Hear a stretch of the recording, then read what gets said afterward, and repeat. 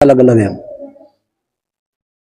वास्तविक सुख तो एक ही है, और वैसा मान्यता के सुख अलग अलग प्रकार के हैं। किसी को कुछ अच्छा लगता है, किसी को कुछ अच्छा लगता है, किसी को कुछ अच्छा लगता है, उसमें वो सुख मानते हैं। किसी को खाने में सुख है, किसी को देखने में सुख है, अलग अलग सुख है। और किसी को सब कुछ त्यागने में सुख है, किसी को राग में सुख है, किसी को त्याग में सुख है। इसी प्रकार से ज्ञान बोध विचार के द्वारा मन संत महात्मा ये समझाने की कोशिश करते हैं, राग में सुख मालूम तो पड़ता है पर है नहीं, त्याग में सुख है। तुम्हारे पास कई व्यक्ति हों और तुमको कई चीज मतलब देते हो जिनकी आवश्यकता भी नहीं है, तो तुमको जो ज्यादा देंगे तो वो अच्छा नहीं लगेगा, क्योंकि उसकी आवश्यकता नहीं है। अनावश्यक चीजों का ग्रहण करना भी अशांतिदायक हो जाता है, तो उस समय त्याग में सुख मालूम पड़ेगा, ये सब हट जाए। कभी कभी जो है ये महसूस होता है कि सब एक तरफ हो जाए, मेरे को इकल्ला चाहिए, एकांतपन चाहिए, तो वो एकांत रहना पसंद करेगा। और कई कई व्यक्ति कोलाहल को पसंद करता है, कोलाहल होता रहे, खाना बजाना होता रहे, संसार की हलचल उसको पसंद आएगी। इसी प्रकार से अलग अलग व्यक्तित्व होते हैं मनुष्यों के, और जिसको जो पसंद होता है उसको वो करता है। पर संसार का सुख बंधन देने वाला है, मूल बात है। संसार का जो सुख है, संसार के सानिध्य से, संसार के माध्यम से, इंद्रियों के माध्यम से जो सुख प्राप्त होता है वो बंधन देने वाला होता है, क्योंकि वो अपने आप का सुख नहीं है, वो संसार का सुख है। और संसार कभी अपना नहीं होगा,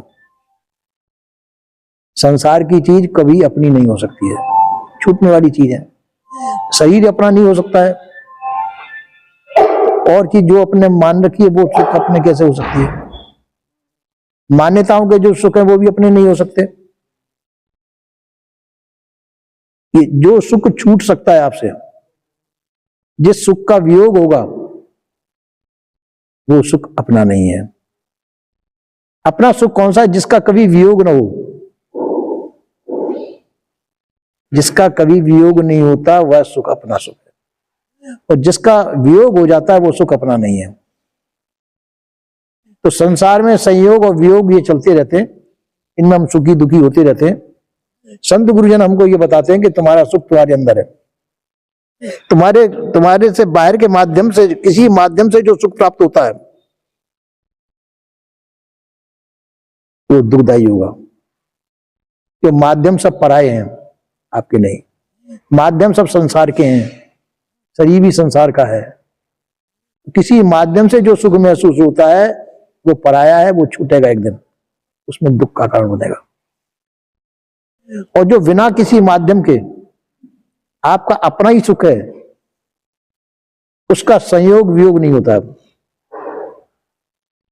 उसका ना संयोग वियोग नहीं होता, वो सुख आपका निजी है। वो तो हमारी संसारोन्मुखी वृत्ति होने से हम अपने सुख से वंचित रहते हैं। तो वृत्ति हमारी संसार में है, वृत्ति फंसी संसार में, चाहते पड़ गए दूर, सूरत बांधी स्थिर करो ताते पैराजूल, आटो पैराजूल। हमारी वृत्तियां संसार में फंसी हुई हैं, इसलिए संसार में हम सुख देखते हैं जो नहीं है। तो संसार में वृत्ति फंसी हो, संसार में हम सुख देखेंगे, तो हम अपने आप से वंचित हैं। अपने आप से वंचित होने के नाते से हमको अपना सुख दिखाई नहीं देता है। तो संत गुरुजन ये कहते हैं कि तुम्हारा न हानि है कि न लाभ है, न तुम्हारा कभी संयोग होगा न वियोग होता है। संयोग और वियोग जो तुमने मान रखा वो मिथ्या है, और वो एक दिन छूटेगा। संसार से संयोग वियोग होता है, वो छूटने वाला है। तो विवेकी जन इस बात को सोच लेते, जो चीज छूटने वाली है वो हमारी है नहीं, हमको भ्रमित करेगी, उससे पहले ही वो त्याग देते हैं, उसको पहले ही वो छोड़ देते हैं और अपने आप में ही शांत होते हैं। वो अपने आप में ही वो मस्त रहते हैं कि जो चीज छूटने वाली है उसका मैं क्या करूंगा, वो छूटेगी। आपको मान लो किसी ने धन दे दिया, कितना भी दे दिया, राजपाट दे दिया, तो वो छूटेगा कि नहीं? छूटेगा। तो जिसको पाते समय हर्ष होता हो और छूट से समय जिसका दुख होता हो, वह चीज आपकी नहीं है, उसी को माया कहते हैं। और जो माया के घेरे में वो कभी सुखी नहीं हो सकता है। तो माया के घेरे से बाहर जाए का जाना तो कहीं नहीं है, जाना तो यही है। और मन के द्वारा ये समझना है कि ये चीज मेरी नहीं है, संसार की चीज है, शरीर संसार का है, काम लेना है, इससे काम ले लो, इसमें मोहित आसक्त न हो। मोहाशक्ति से रहित होकर के हम संसार के का व्यवहार ले लें और इसको अपना न माने। संसार में कोई भी चीज अपनी नहीं है, आपके केवल आप ही है, और दूसरे को अपना मान लेना दुख का कारण है। तो इसलिए संत गुरुजन ये कहते हैं कि आपका आपका अपने आप से कभी वियोग नहीं होगा। और संसार से राग होता है, उस रागाशक्ति का त्याग करके, रागाशक्ति का जिस समय त्याग कर देंगे आप अपने आप में रहेंगे। इतना यदि हम कर लेते हैं तो हम स्वतंत्र हैं। परतंत्र कब होते हैं? जब हम अपने आप से छूट करके हम संसारोन्मुखी होते हैं, तो हम परतंत्र और पराधीन होते हैं। तो सदगुरु श्री कबीर साहब ने ये कहा, यही बोध कराया कि आप संसारोन्मुखी ना होकर के आप अपने आप में आ जाएं। संसार को हटा दीजिए अपने चित्त से, आप स्वतंत्र हो जाएंगे। जब तक संसार आपके अंदर रहेगा, जब तक आप परतंत्र पराधीन हैं, और संसार को अपने चित्त से हटाने पर आप स्वतंत्र स्वाधीन हो जाएं। ये स्वतंत्रता स्वाधीनता ही मुक्ति है। किसी प्रकार की स्वतंत्रता स्वाधीनता ही आपकी मुक्ति है। सभी प्रकार के रागाशक्ति का त्याग कर दें।